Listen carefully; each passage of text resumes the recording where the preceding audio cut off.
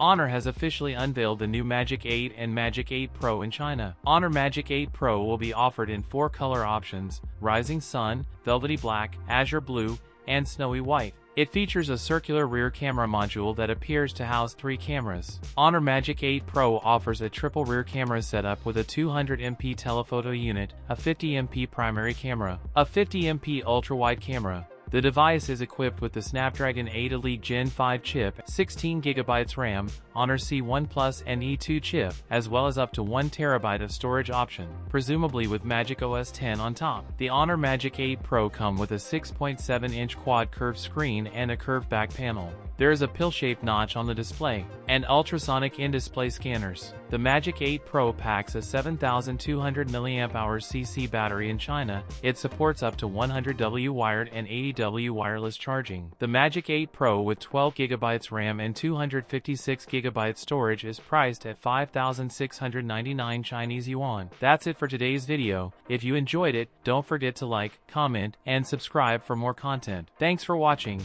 and I'll see you in the next one.